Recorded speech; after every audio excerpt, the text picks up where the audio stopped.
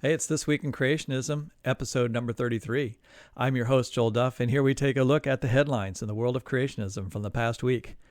So we're going to talk about non-standard genetic codes, a response to David Attenborough's series on the Galapagos Islands from a young Earth creationist perspective, another response to human footprints that have been recently found in Utah. We'll talk about pollinators and their supposed challenge to evolutionary theory. We've got a little bit of Andrew Snelling and the Grand Canyon. We have that and a whole bunch more coming up.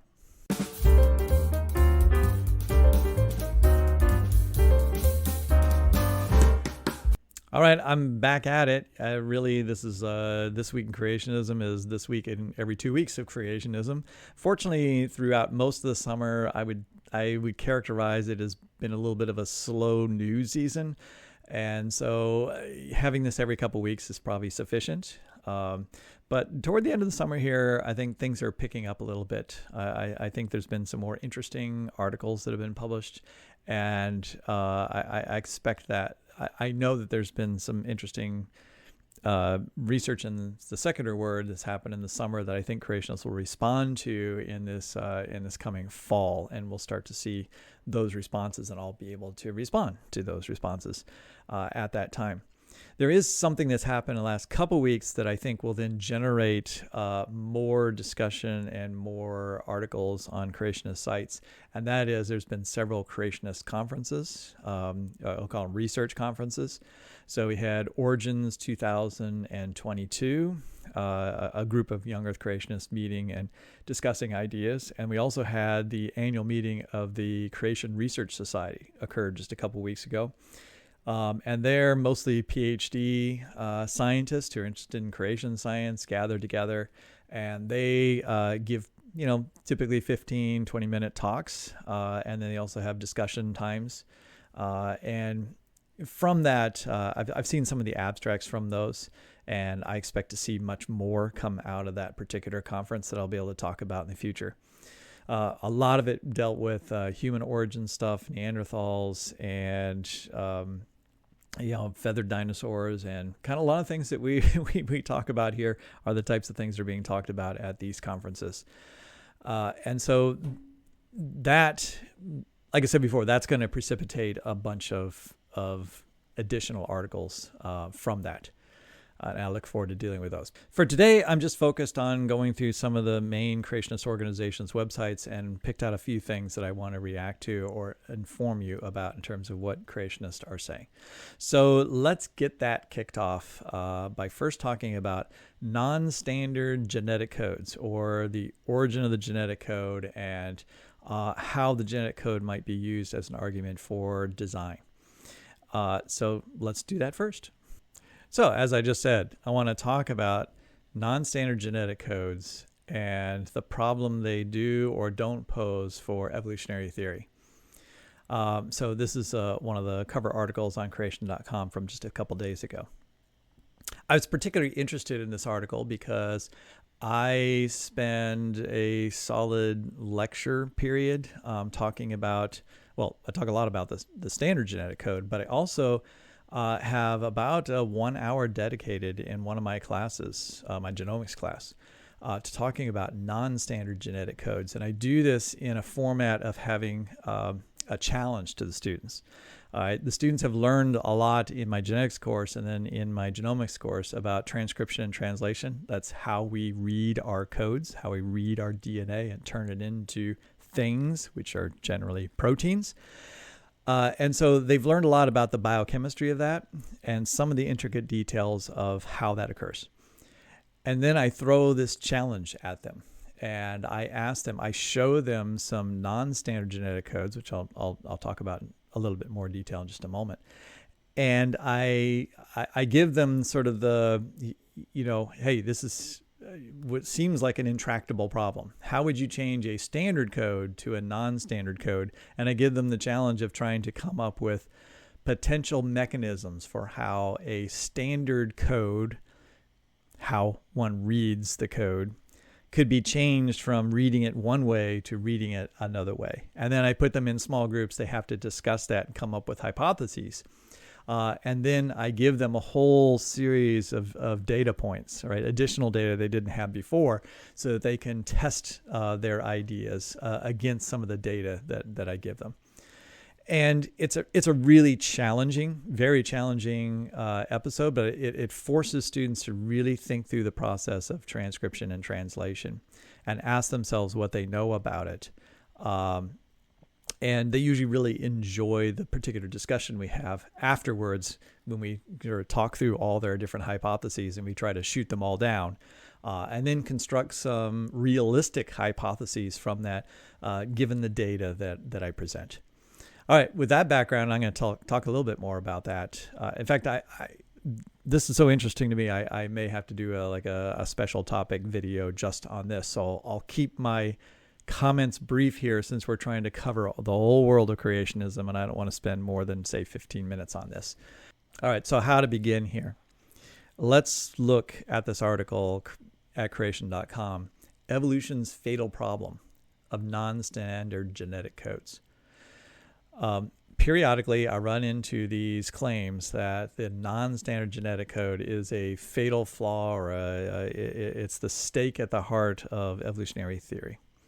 And you might be wondering if this is such a powerful argument, why I haven't heard it very often. Honestly, I'm a little bit surprised it's not used more often, but I think upon reflecting upon it, I realized that probably the reason it isn't talked about and just used in every creation conference and seen on websites all the time is that the genetic code is kind of complicated, and to explain why it's the fatal flaw probably takes too many words to get through to a generic audience that doesn't understand biology. And I'm faced with the same situation right here because many of my listeners may not be well versed in in genetics, right? And so it may not be obvious what the problem here is, and it'll be even less obvious what the solution to the problem is. And like I said before, I think I might have said before, is that I might have to do a whole special video just on this because I'm really interested in this particular topic and have actually written on it before. All right, to this article, Evolution's Fatal Problem of Non-Standard Genetic Codes by David Thomas. And before I start to read this, let's talk about David Thomas first. So I look at the author of this paper and ask, who is the author? Who's giving us this information? And we find that David is a pen name. And we've seen David before because I have talked about his previous paper, Ichthyosaur Graveyard Points to Noah's Flood in the Ice Age, in which I talked about his misunderstanding of the Ice Age and several other things from that article. So here we have David Thomas again. And what do we know about David Thomas? All we know is that he's currently studying biological studies at a university. Is that graduate studies or undergraduate studies? I'm not sure. Although from reading this article, you're going to see that I'm going to suggest that he doesn't have a well-founded understanding of genetics. All right, this is a very simplistic, overly simplistic understanding of the genetic code that he's going to present to us. All right, so back up here. Chances are you've heard of the genetic code. And I think most everyone has heard of something called the genetic code. And if asked, they would say, well, that's my DNA is somehow a code, right, for making the building blocks of life, which are typically proteins. But when I mention the genetic code, I'm usually speaking of the translator of how we translate our code, which are the A's, T's, C's, and G's, which represent particular molecules in a particular order in our DNA. How do we turn that set of a series of molecules into a product that can eventually make the physical part of my being or any other organism's being?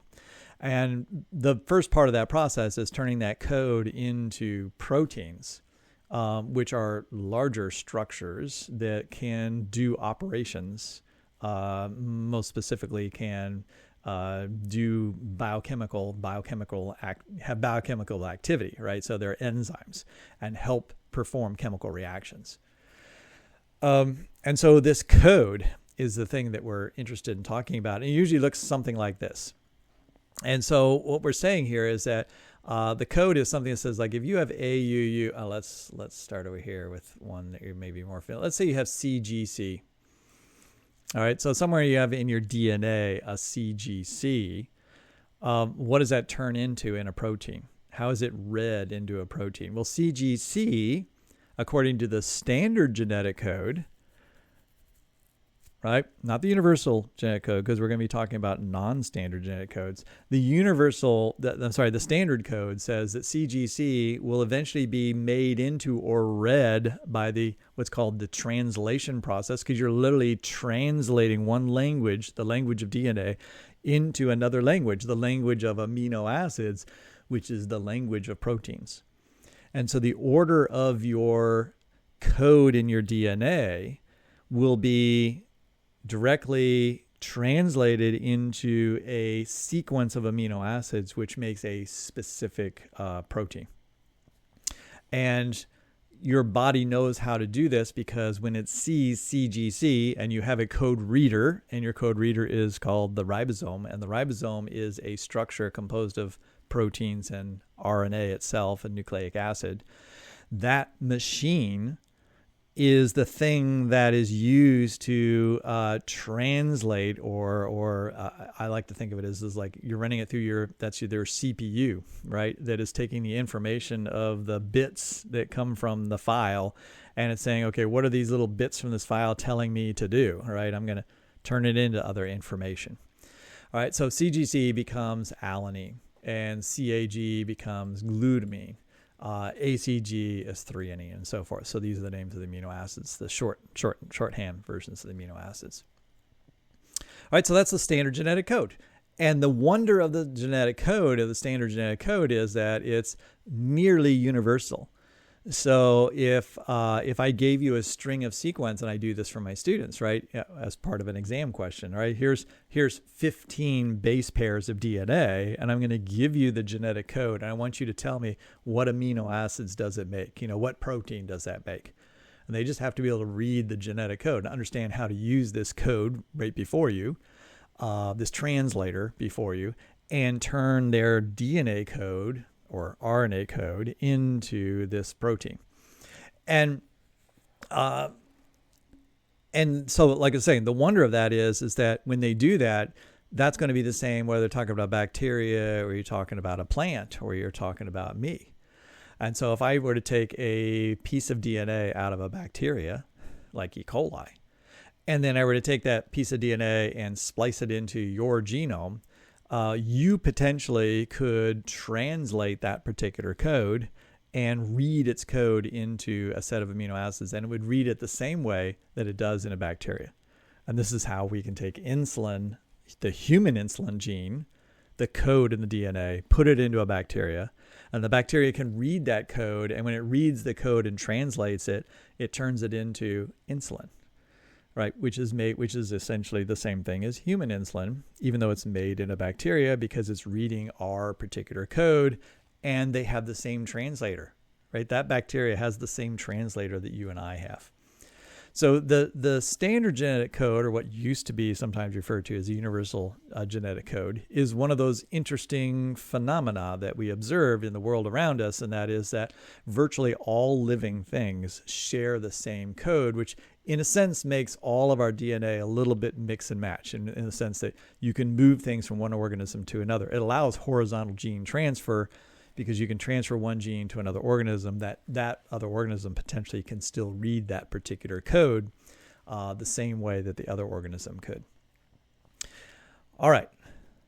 But we've mentioned there's other codes. There's something called the non-standard genetic code, and these are, we'll call them exceptions to the rule, right? There are exceptions to this rule. And these exceptions are where maybe one particular like AUG, or let's say UAG. The U is the same as T in DNA, but we're talking about RNA here. UAG is the stop codon. Stop code is essentially saying, like, hey, you're reading the code in making a protein. You got to know where it ends. Like, where does the protein sequence end, the amino acid sequence end? And if you run into a UAG in your DNA, right, which would be TAG, and now it's a UAG in your RNA as you're reading it, it tells the ribosome, like, you're done, right? You've finished the process. That has completed the protein. But there are other organisms that may not use UAG as a stop code, and they use it as something else. So that's a non-standard code. All right, so what's the problem with this? Like, what is the challenge of non-standard genetic codes? Right? The non-standard genetic code challenge is, since evolutionists, and this is in the words of Daniel Thomas, since evolution insists that all life descended from one ancestral organism, in their view, all life started off with the same code, and any deviations must have arisen subsequently. So they must believe that at some point in time, AGA and AGG transition from meaning arginine to meaning stop. All right, so he's talking about in E. coli, actually vertebrate mitochondria. Oh, that's your mitochondria because you're a vertebrate. I neglected to tell you before, one of the examples of a non-standard code is actually found in you. All right, in your mitochondria, that little tiny 16,000 base pair genome. That particular genome is read slightly differently than your nuclear genome, your billions of base pairs in your nuclear genome. Your nuclear genome uses the standard genetic code, but your mitochondrial DNA uses a non-standard genetic code. Out of the 64 pieces of code, 62 of them are read the same way, but 2 of them, AGA and AGC, make arginine in the standard code, but in the mitochondrion, they both mean stop. So you have a couple extra stop codons in your mitochondrion. Alrighty. So do you see what the problem here is, or you see what the challenge is?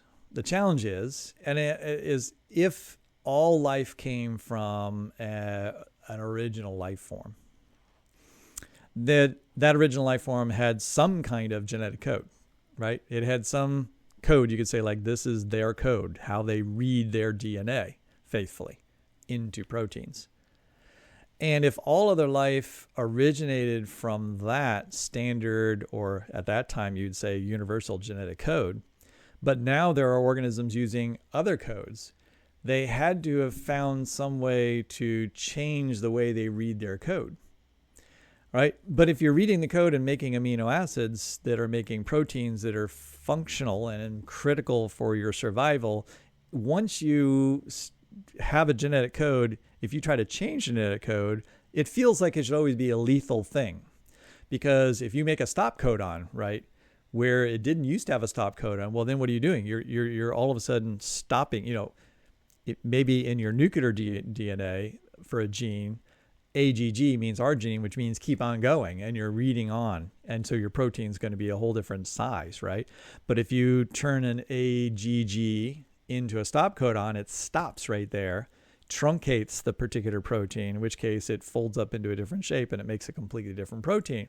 Well, if that protein was at all important for your survival, that should be a lethal mutation, changing the code to a stop codon, or even another amino acid potentially would be lethal. All right, so this is where he is writing that this is lethal, all right, or is deadly to evolutionary theory, right? Evolutionary theory has no way of explaining how you could start with a standard code and then alter the code over time, because organisms are completely dependent on their code in order for their survival. If they make mistakes in reading their code, they're not going to be viable organisms. So it's an impossible step. Right? That's what it comes down to. This is an impossible step. You can't make this step to changing the code because you'll kill yourself in the meantime. If the meaning of AGA and ACG were changed to mean stop, every protein who manufactures instructions included in codons AGA and AGC, which formerly meant add arginine to the chain, would suddenly be truncated. The product of those proteins would be terminated as soon as they were manufactured and proteins came along, and so forth, causing certain death in a living organism. You can see how this sounds like a pretty compelling argument. It sounds like a very compelling argument for special creation, that every organism and every genome that has a non-standard genetic code must be specially created, independently created, couldn't have changed through a natural mechanism from one to the other. So it's irreducibly complex, I guess would be another way of saying it. So now you can see why I say, why don't more creationists use this particular argument? Well, maybe because it took me 10 minutes to get to the point where I could even explain why it's a problem. And that's too much time, for most people. And I've probably lost half of you already, and you've already drifted off to another YouTube before I even get to my other 5 stories that I'm going to get to. All right, because I have been going on so long, I'm actually going to skip a little bit and maybe save it for a special talk. And I'll go right down to this last paragraph. Evolutionists are very aware of this code change problem. Francis Crick, who was along with James Watson solved the structure of DNA, argued that once the genetic code was in place, in other words, once the genetic code was established in an organism, it would be impossible to change because any changes would be lethal. Yet, according to evolutionists, such a lethal event must have happened at least 32 times. Now, he's saying 32 times because there are some 30 to 35 suggested non-standard genetic codes, and each one of them would have had to been an independent event in which that particular non-standard code evolved. All right, so 32 times you would have had to have these incredibly lethal events occurring to organisms, which should prevent any organism from changing their standard code into a non-standard code. Now, what really gets me here is, just, and this is kind of a side thing, but he's saying, he's quoting Francis Crick here. And sure, Francis Crick is one. Actually, after Francis Crick helped discover the structure of DNA, he went on to do a lot of stuff in terms of discovering how the genetic code works. And he actually discovered portions of like which amino acids are made by which particular codes of DNA. So that's the whole translation thing, which is the code that I just showed you, right? He's one of the people that discovered the code reader. But this is back in the 1950s and 1960s when he said this. And we've certainly learned a lot since that time. And if I go down to the references for this article that this student of biology has come up with to write this is, he refers to an NCBI site, which is a national database of biotechnology information. And all it is just a list of the genetic codes, right? The 33 different genetic codes that are known, 32 non-standard codes and the standard code, right? That's all that reference is for. And then he refers to Tan and Stadler of the Stairway to Life. And I've spoken about Tan several times on This Week in Creationism, and I had a very own special episode for her because she's published several times in what I called predatory journals, right? So she's published in secular journals, but they're predatory journals, and there was pay to publish journals. And I had a lot of critiques about that. But I mentioned Tan and Stadler, who doesn't have a lot of credentials in the area that he's writing on.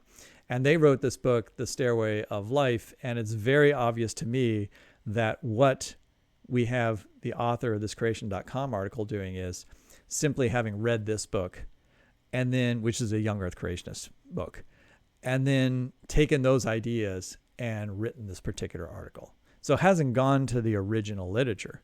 And what does he refer to? He refers to Crick from 1968, and then he has also a Dawkins quote from 2009 in here.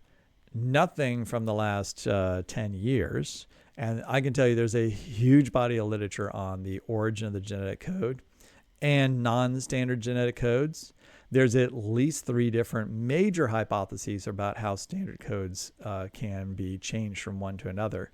And in his reading, I think, of Tan, he realized that there is some, the evolutionary biologists haven't come up with nothing. He suggests that they might point to the fact that E. coli doesn't use a couple different codes very often. And one of the theories about one of the three major hypotheses for how the standard genetic code could be changed to a non-standard genetic code is if a genome doesn't use one of the 64 codes very much, or potentially not at all, because there's the wobble. Remember, there's sometimes 3 or 4 different codes that all make the same amino acid. I don't know if you notice that in the code, but it's redundant. Because that redundancy, if one of the codes isn't used, in other words, there never is an ACC in a protein coding gene in the entire genome, then if you have a mutation to that site in which the, it's called the transfer RNA, gets reassigned so that ACC, instead of making, we'll say arginine, ACC makes proline or something like that, another, let's say threonine. If it gets reassigned, it's not a lethal mutation, right? Because the organism wasn't using that. And then if they have a mutation that then makes that particular code, then it will get read as that new amino acid. And if that happens in a place that's not lethal, it continues on and so forth. And so eventually it might start using that particular piece of code, and now it's using a non-standard genetic code. That's one of the models for how this would change. One of the evidences, and I show this in my class, that this could happen is that if you look at a lot of the non-standard codes, genomes, like the mitochondrial DNA, the mitochondrial DNA is only 16,000 base pairs long. There are many mitochondrial DNA genomes in organisms in which they don't use all 64 codes, and there are unused codes. And if there's unused codes, they can mutate without any effect on the organism at all. Essentially, they're neutral changes. And then the organism can begin to use, by mutation, those particular sites, and therefore the organism begins to use a non-standard genetic code. And that's where it's thought that most mitochondrial non-standard genetic codes have come from. But there are 2 other hypotheses for how this occurs as well, because it's thought that there's actually not all non-standard codes have originated in the same way. And so there are 3 different ideas for that. And I would suggest to him that he read a couple articles. This one would be a good one from 2017, Nuclear Codon Reassignments in the Genomics area, because we sequenced hundreds of genomes and we can get very precise information about all the codons, how they're read, and also how some codons can be read in multiple different ways. We've discovered since Crick, Crick could not have understood this back in the 1960s. He didn't have genomes, and he didn't understand the biochemistry fully. And now we know that there are what we call promiscuous proteins that do multiple jobs at the same time. And so it's not necessarily lethal when a protein has, or even when a transfer RNA can make multiple different assignments, and the code can be sloppy, essentially. And if you have a sloppy code, sloppy codes can change and mutate over time. The code is far more flexible than we ever imagined in the 1960s. And this might also be part of the reason why young Earth creationists really don't bring up this argument very often, because there are some fairly compelling statistical and biochemical arguments for how the genetic code can change its nature over time. It can mutate. It can, dare say, evolve. The code itself can evolve over time. All right, but we must move on. Let's stick with creation.com, and here we're going to see a response to a series of videos that's just out there right now by David Attenborough as the narrator. Of course, the guy's amazingly prolific with the nature videos. And he comes along with a series, just a couple video series on Galapagos, and there's a particular episode called Adaptation, and Creation.com has a response to the viewing of that particular video. And who do they get to give this response? But they employ Russell Grigg. Now, I saw the name. I knew the name Russell Grigg. I've read many articles by Russell Grigg in the past, but I have to admit I hadn't seen Russell Grigg in a while.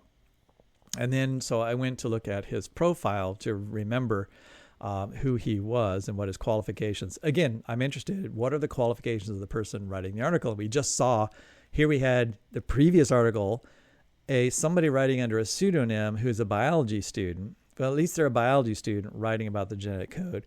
but we have no information about whether they are in genetics at all. And my feeling is that they're not in genetics, right? They read a creationist book that told them something about genetics, and they wrote their article from that rather than understanding the basic and primary literature themselves. So now here we come to Russell Grigg, who's written many young earth creationist articles. Well, he's actually a creation, what Creation.com calls a creation chemist and missionary. If you'll see, he was born in 1927. If you do some quick math, that means he's 95 years old. Now, that doesn't mean somebody who's 95. There are people that are 95 that are still very capable and with it, right? But in this case, and I don't want to say that he can't understand the material and he can't understand adaptation and evolutionary biology and all these things by being a chemist. There are many people who never studied in a particular field and know a lot about it. But the expectation is that you're going to have to show me that you know something, all right, if you don't have qualifications in that area. Well, he doesn't even come close to that in this article. This article is, I guess, is really bad. And I just can't believe that Creation.com would say this is the best person we could come up with who's willing to write an article in response to this series. I'm sure he just watched the series and felt compelled and sent this to Creation.com, and they decided to publish it rather than seeking him out, because I can't imagine this would be the choice. Russell Grigg writes this response about David Attenborough's Galapagos. And I'm just going to show you two things from it. We could talk all day about the problems with this, but I try to pick out problems that illustrate sort of global problems in young earth creationism and misconceptions or strategies that they use to communicate with their audience. And I think the first one here refers to the latter, right? A strategy. He's referring back to the first response to the program. So there was a previous episode, which they also wrote a response to, titled Origin. And there we showed how recently formed volcanic island Surtsey near Iceland mimics most of the features of the Galapagos Islands. Now, what he was previously talking about is in the introduction to the series, of course, they talked about the geology of the Galapagos Islands to set the stage for why is there different kinds of biodiversity on the Galapagos Islands. So the Galapagos Islands here are off the coast of South America, and there are a series of volcanic islands. No one disputes that. It's all volcanic material, and there's, it's obviously volcanoes, right? And so in the video series, of course, they talk about how these volcanoes evolved over millions of years, right? This is millions of years of eruptions. Each island has its own history. They're not all the same age. You can radiometrically date them and find out that they span multiple millions of years, with some islands being very young and some being much older. And that's going to play into organisms that then come to islands. Some of them are going to have had a lot more time to be on some islands, and some will not have had much time to be on other islands. And that explains some of the differences in how much they've changed on different islands, because it refers to the amount of time they've had to change on those islands. So, of course, the young earth creation is like, no, all these islands have to be less than 4,500 years old, because they all evolved or all appeared. They all developed since the time of the flood. There's no flood deposits on them, right? So they can't be from the flood itself. They have to be after the flood. These volcanoes came up. So they're essentially all the same age. But not only that, he's going to say that they have to come up with an argument for how are they all the same age? How could they look somehow old but not be old? So what they do is they point to the island Surtsey from Iceland. And yes, that's an island that suddenly arose from the sea from a volcano off the coast of Iceland. Erupted and formed this large mountain, and then eventually the eruption stopped in 1967, and then a large portion of that island has disappeared and eroded away. And the Galapagos Islands were actually much larger at one point, and Darwin even talked about the evolution he had a hypothesis about how the volcanic islands themselves evolved over time, what stages they went through in their geological evolution. And so here Grigg is saying that, but look, there's this island over there in Iceland. It suddenly appeared, and then it kind of has almost, half of it's disappeared just in the last 50 years. right? So that's probably what happened to the Galapagos Islands. They all appeared and then they just have disappeared, and they've left the remnants of those islands. Here's the problem. Here's what makes this argument silly, among several different arguments. That island off the coast of Iceland was all formed, unconsolidated material, because it's being formed very, very quickly. And it's also only about this large, right? See this little island right down here, which you can hardly see, especially if you're on a phone. You can't see it at all. That's the size of Surtsey, right? At its maximum extent, right? It's a tiny little speck in the ocean. These islands are 100 or 1,000 times the size. And so any argument that equates like, oh, we can explain the Galapagos Islands because there's this island off the coast of Iceland, but it's a tiny blip. And the thing about the Galapagos Islands is there's a huge platform of massive amounts of volcanic material underneath all of these, and they're all kind of interconnected. And so the total mass of volcanic material here in the Galapagos Islands absolutely dwarfs the concept of Surtsey. This is an apples to oranges comparison. And it's meant to fool the non-geologist into just saying, oh, that thing over there is kind of looks like this little island in the Galapagos Islands. And since it's only 50 years old, the Galapagos Islands, right, some of those islands are a little bigger, so maybe they're only a few thousand years old. Completely unworkable from a geological perspective. Okay, but let's get to the adaptation part. So, he's saying that, all right, he's going to talk about a bunch of different animals that Attenborough talked about, but he's going to hone in on the Galapagos iguanas, right? Specifically the marine iguanas. And of course, Attenborough is talking about how, the marine iguana is, it's an iguana, and there are iguanas over there in South America. They're not marine iguanas. And what did they have to do to adapt? What did they have to do to learn to live in the ocean? Well, they had to learn how to swim better. They definitely swim better than any other iguana. They had to learn how to dive, right? Hold their breath and go deep down. They had to acquire the ability, hold their breath for up to an hour. You take any other iguana species, you throw them in the water and hold them under the water for an hour, they're going to be dead, right? So that's an adaptation. Which is what the episode's about. Their claws had to be strengthened so they could cling to the rocks on the seabed. Yes, they're actually climbing. They're actually having to hold on in the waves. Their snouts had to flatten to help them graze and get food more efficiently. The teeth had to get sharper and so forth. You can just keep going on and on and on. They have lots and lots and lots and lots and lots of things that we look at and we say, those are adaptations for that particular environment. All right, and these particular features are not found in other iguanas.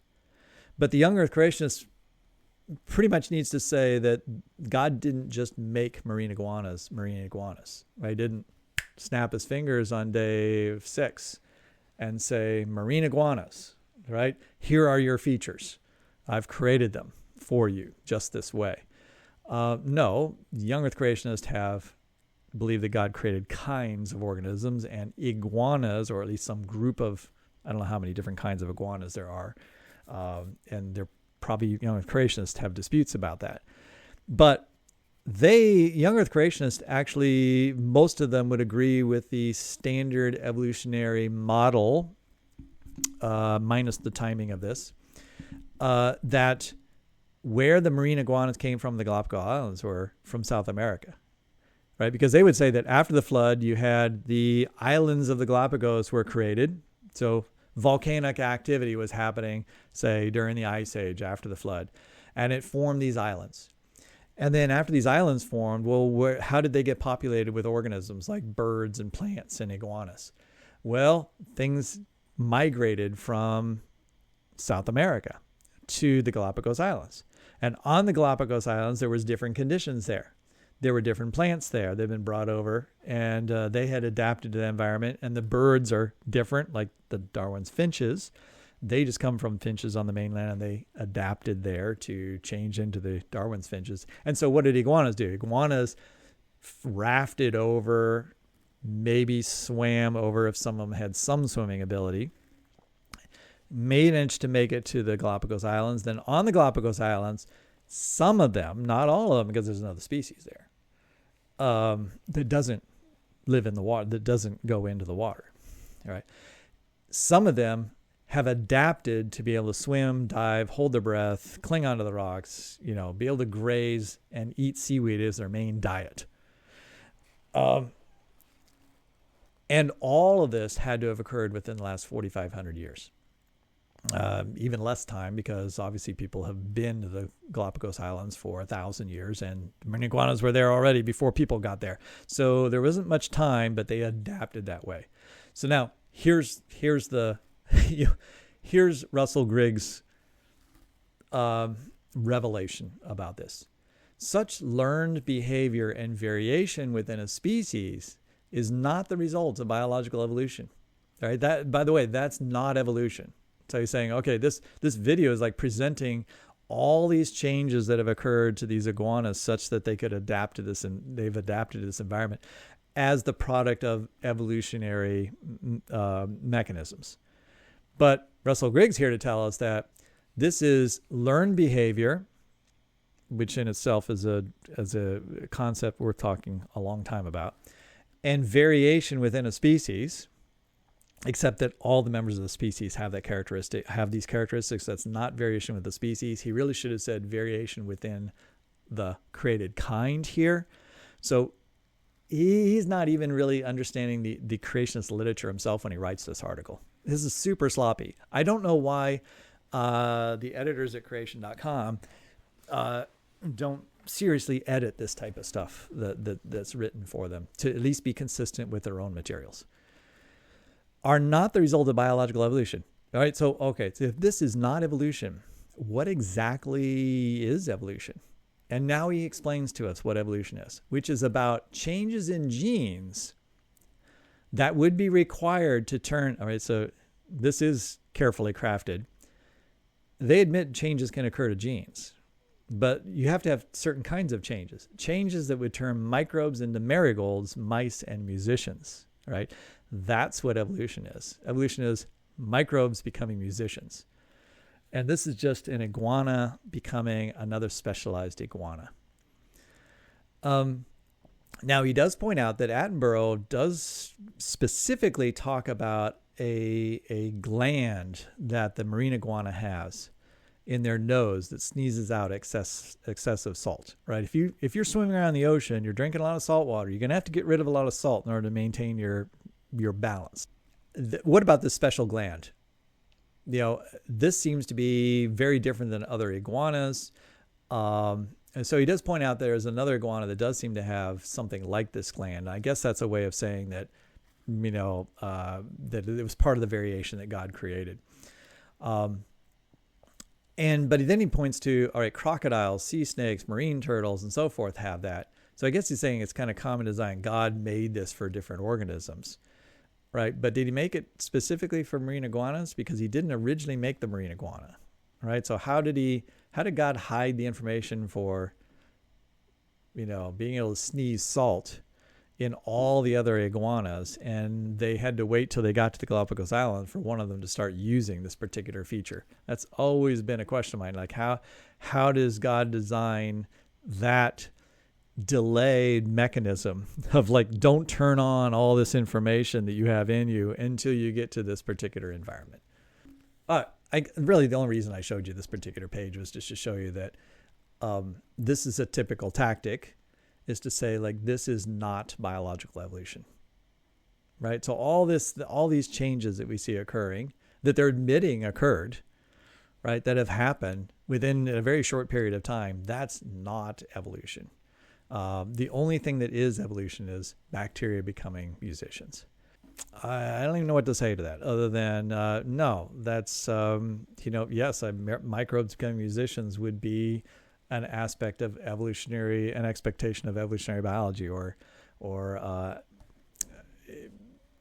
something proposed by evolutionary biologists. But an evolutionary biologist could work their whole career on understanding adaptation in species and say that they're working and understanding evolution. and be perfectly reasonably say that. Right? They're studying how organisms change over time.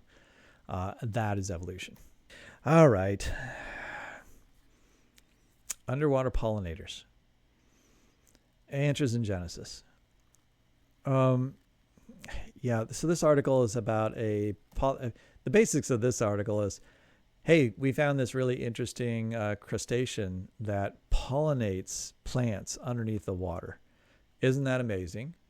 And so that's amazing. So God did it, right? That's kind of your typical find an amazing complex feature and say that must be the way it was made. But then there's this other little thing inside this article. But the complex processes of pollination didn't evolve once, let alone independently and repeatedly.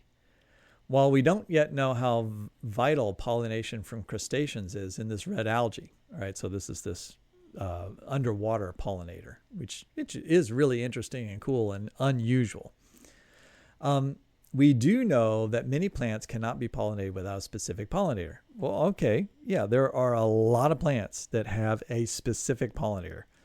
There are orchids that have a specific orchid bee that needs to pollinate it, and its flower shape is such that only that particular bee can climb into that flower, get in there, and pollinate it. All right, so it's a very tight relationship between the pollinator and the plant. This raises a chicken and egg question for the evolutionist. Which came first? Now they would say plants, right? Plants came first because in the geological column, they're much older than, say, bees especially, are very young. And there are other insects that are old, but most of the pollinating insects, the specific pollinator insects, are fairly young. When I say fairly young, I mean 100 million years old, 200 million years old, or less. Now they would, so how did the plants manage to survive and reproduce while they waited for their pollinators to evolve? These kind of statements, they always leave me scratching my head. And I end up thinking to myself, did the author of this article, do they know the answer to this question, but they know their audience doesn't have a clue? And so they're just, I don't know, are they just like politicians? They're just saying what they want what they know the audience will feed off of, and feel like they're saying something profound when they're really not saying anything at all? Or is the author just completely ignorant, right? Did they just not understand plant biology? They don't understand pollinators. They've never read any literature on plant-pollinator interactions and the evolution of those interactions. I never can decide which one it is. I mean, either choice, door A, door B, neither door is a very positive thing to be known for. But wow, I mean, this is just ignorance of the literature. All right, just say, oh, this plant over here needs a specific pollinator to survive. But the plant is so much older than the pollinator. So how did the plant manage to survive for millions of years while they waited around for their pollinator to come into existence? This person doesn't know the fossil record. In the fossil record, the very first flowering plants were not insect pollinated. At least the appearance of the flowers would be suggestive of something like wind pollination. Wind pollination is a very generic form of pollination, right? You just throw some pollen out, it blows around, and hopefully some of it lands on the female flower and pollinates it, right? That is that's a dispersive strategy, which is high energy. There's a trend, right, seen in the fossil record of things that are water pollinated, wind pollinated, generically pollinated by maybe some general insect, but no specific interactions like species to species interactions between one particular pollinator and a particular species of plant. And then as you go up the fossil record, what you find is groups of organisms that become more highly specialized and related to particular pollinators.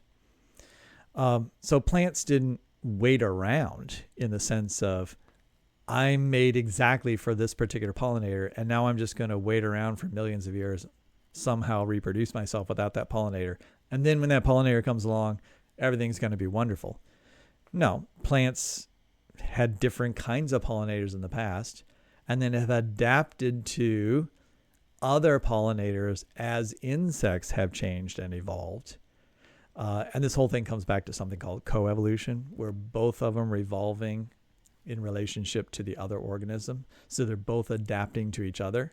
And when you have two things adapting to each other, you can get, at the end of a long chain of a sequence of events, you can get these very tight relationships between insect and pollen and insect and plant. These kind of statements are just completely unhelpful and unrealistic, and they don't even fit a young Earth creationist understanding of the rapid evolution of groups from common ancestors themselves. And so these are just fluff arguments made to sound impressive, but have no underlying they have no underlying biological reality within a young Earth creationist framework or not. Let's move on. Fossil footprints fit flood ice age model. Jake Hebert. So more fossil footprints have been found. There's a really intriguing set of fossil footprints found in the white sands of New Mexico. And now these are some fossil footprints that have been found in Utah. They're said to be around 10,000 years old by conventional dating. Of course, young Earth creationists say that this can't be more than 4,500 years since this is after the flood. And so here we have some footprints that are found in what is now a completely dry, desolate place, but in the past must have been wetter. So when in the past was this wetter? Well, then within the young Earth creationist framework, the only time that they can find that this particular area would be wet would be during the biblical ice age, the single ice age in their model that occurs only a couple hundred years after the flood. So as they said, after 4,500 years ago, they think that rapid seafloor spreading warmed the oceans. They stayed warm for hundreds of years, causing intense evaporation from the ocean's surface. And this is their explanation for why there's increased rainfall over different locations. So that's why there could have been mud flats, and they needed mud flats in order to have people walk across them in order to leave their footprints there, which were then preserved.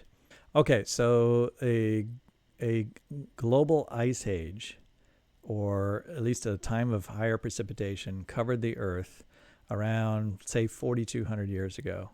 And so at this time, when there was a mud flat, that's when people walked across this mud flat, and those footprints were preserved for us today. Okay, you know what this article is missing? This article is missing. I have to point this out. In fact, right up here at the top, other human and animal ice age tracks have been discovered in Australia, Canada, South Africa, Chile, Saudi Arabia, and so forth. All right, so all over the world, essentially, we have found in places that are extremely dry today and are deserts as long as we have records for. Here we have these footprints that could only have been made in a time which people would even want to be in a location like that, and it had to have been wet enough in order to preserve, to make mud to make these different foot tracks. What is this an admission of, without saying it, because they don't say it in this article, that somehow people got off the ark, were around for a while before they gathered together in Babel, because remember, in a young Earth creationist scenario, the Tower of Babel is a time when all the peoples came to the Middle East or were gathered there. And usually what they would say is that after the flood, people didn't disperse over the whole world, but they were just living in a general area of the Middle East. And then they all gathered at Babel, and then they were dispersed. Well, that's a couple hundred years after the flood. Well, what's happening at that time? Well, that's when we have this ice age. And then all of a sudden during this ice age, this is the time in which we have all these footprints that are found in virtually every continent on Earth. So they're suggesting that people spread from Babel all the way out to the ends of the Earth within decades. Or let's give them a couple hundred years. I don't think Nathaniel Jeanson's necessarily going to like that, because he likes to say that North America was founded a good bit later. But lots of internal inconsistencies, of course, in young Earth creationism. So, yeah, this idea that people could have been have traveled that far and lived in all these different locations so soon after the flood seems very unrealistic. But then I also want to get down here to the same thing, another problem. Where was I here? Oh, the same would have likely been true in the Middle East. There would have been a lot more water. This might help explain why both the land of Egypt and the land around the Dead Sea are described as well-watered at the time of Abraham, who was born around 300 years after the flood. Right? And they're also pointing out the Sahara Desert received abundant rainfall in the past. No, I don't think, if you ever imagined, what did it mean when Lot and Abraham looked down into the valley, right? The Jordan Valley. And Abraham was giving a choice, right, of what lands do you want? And they looked down, and Lot saw that this Jordan Valley was well watered.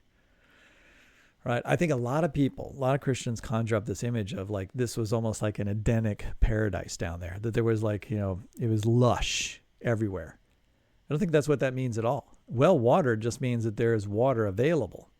In the Middle East and in the land of Palestine, well watered and rainfall doesn't mean lush. It just means that it's not a desert. And that's what it is. I mean, there are even today, there are wells and springs there, and there are well-watered areas, and there's areas for agriculture. Not so much now because of some of the destruction that's occurred. And, well, we've removed a lot of the water from the Jordan to water people, all right? So it's not as well-watered today. But well-watered doesn't mean this was some kind of tropical paradise. This is not necessarily any different climatically than it is today. That Abraham's time wasn't dramatically different than it is today. So I see some more water. You have places like Petra, right, and other areas that are abandoned places that people lived, because obviously it is drier than it was at one time. But well-watered can't mean massive amounts of abundant water like ice age sort of type of climate in this place. And why do I say that? Because he looked down in the valley, and there was the Dead Sea, and then there was villages and people living around the Dead Sea. If it was really well watered, just think about this for a second. If that area was really well watered and like tropical, there wouldn't be a valley. There would be a giant lake. Remember, the Dead Sea is a dead end. The river runs down to the Dead Sea. The Dead Sea then has to evaporate all the water that enters in it. If it doesn't, the sea level would rise. Right? And so if you increase the amount of moisture in the area of the Levant region, and that water pours down the Jordan River, and there was a lot more water there, the river would simply rise. And if you had a lot more water there, the humidity would be higher, in which case there wouldn't be less evaporation. You see this problem? There wouldn't be a Dead Sea. There would be a massive lake that extended all the way from the Dead Sea all the way up to the Sea of Galilee, in which case Lot wouldn't be looking at a choice of living on a plain, a valley floor at all, because he would just see a lake. That's how I know that well-watered doesn't mean what I think most people imagine it to mean. Similarly, in Egypt, the land of Egypt wasn't well-watered. It's in the sense of lots of rainfall and lush, like the Sahara is some kind of, we'll just say covered with grasses or something like that, and abundant moisture allowing plants and people to live at the time of Abraham. No, at the time of Abraham, Egypt looked exactly as Egypt does today. It's well watered because it has the Nile River, which floods and causes, basically helps to irrigate the land and refresh the land with fresh soil, right, along the banks of the Nile River.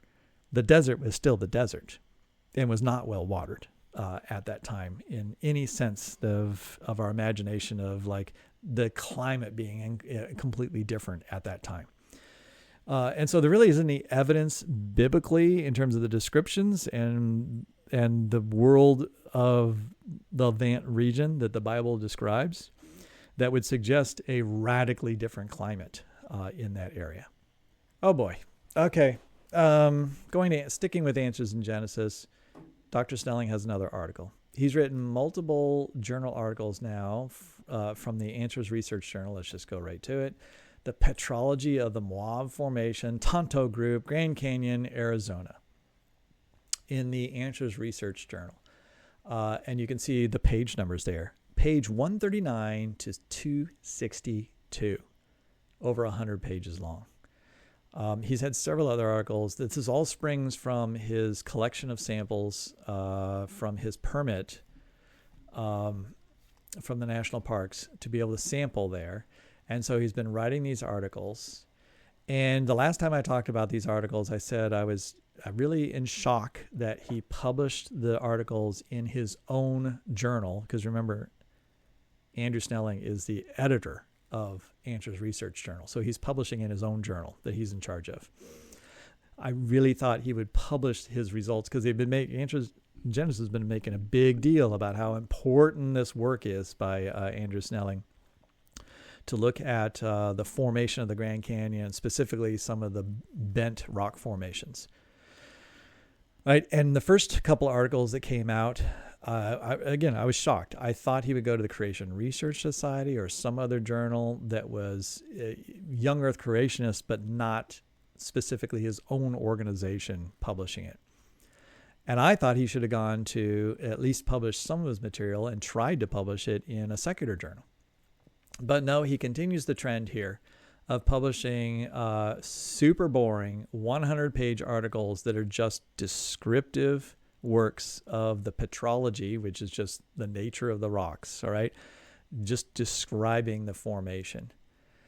And I haven't read all 100 of these pages. I have no interest in reading the 100 pages. The 100 pages are just diagrams and descriptions of rocks and the formations and so forth. Work that's mostly been done elsewhere anyways. And almost none of this is really directly relevant to the big questions, which are like, how do they form? This is just a description. Presumably all this is leading up to like, I'm going to put this all together into a young Earth creationist framework and explain how the Moab Formation was formed at what time during the flood and so forth.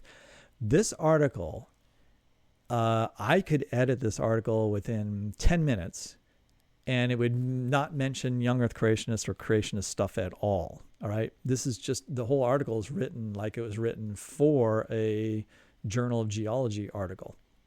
All right. A secular geologist article. And I say that because there's lots of figures in the book, in this particular article, like this one. All right. He has like, here's where you would find early Cambrian rock. All right. So this light gray, this is early Cambrian rock. Then you have middle Cambrian rock, late Cambrian and early Ordovician rock. And how long ago is that? 488 million years ago. Right. And in the label description, he talks about those years. He uses all the conventional terminology for these things. Like I said, it's written like it's written for a secular journal, but he published it in Answers Research Journal.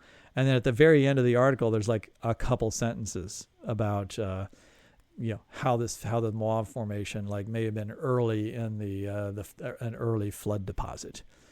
Like I said, I could edit this article in just a couple minutes and make it into a completely conventional description. And I'm sure that most of these descriptions are accurate, and it's a description of like what's actually there and where it is.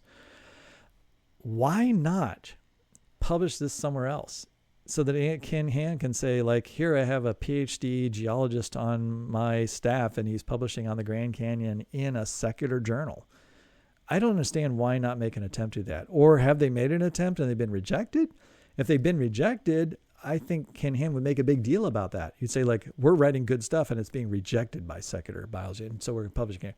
This is like the easy way out. Publish it in your own journal where you know it's going to get published. And then just fawn over it like this is some special stuff. The thing is, this is not a contribution to science, because as much as they want to be taken seriously, and maybe this is Snelling's excuse, right? I want to put more like serious stuff in the Answers Research Journal that others outside of creationism can look at it and go like, oh, that's good, and that's important information. I want to reference that because he's describing something that no one else has described in the literature. So I'm gonna reference the Answers Research Journal. The thing is, no one's ever going to see it. Why would anyone look here thinking they're going to find an article on the petrology of a specific formation of rock in the Grand Canyon? Like, who's going to look there for that? And even if they find it there, why would they think they need to trust this particular source, even on the essential facts of this? If you published in a secular journal, at least you could feel like maybe 3 other geologists looked at it and feel like that he's factually correct and he's described these things well. You don't get that feeling from the Answers Research Journal. Like, who reviewed this article? Like, who are the reviewers that could judge the quality of this particular work, that would know something about the Grand Canyon and maybe done some work themselves? I doubt he got any reviewers that have that kind of knowledge. And so he could make mistakes. They wouldn't necessarily be purposeful mistakes. They could be innocent mistakes, but they'll never be caught. And so the value of peer review for this particular article published in the Answers Research Journal is extremely low with respect to providing information to the scientific community. So this article is a giant yawner, and the only reason it exists is just to be able to say it exists. Right? That's what is there. I just can't believe somebody would write 100 pages of descriptive material, all to be ignored, just to feel like, oh, look, our journal published this 100-page article. I don't get it. Let's end it there. This week in creationism. And I need to branch off and explore a few other things. Like I said, there's been some creation conferences. There's been some really interesting talks by young earth creationists on YouTube. I haven't looked at some of the work by some of the new creationists on, say, New Creation newcreation.blog, or the New Creation blog. And there's some interesting stuff going out there, so I'll try to do some more eclectic stuff in the next episode of This Week in Creationism, and leave the Answers in Genesis things to a little bit later. All right, that's it for This Week in Creationism this week. Thanks for listening. We'll talk to you later. Bye-bye.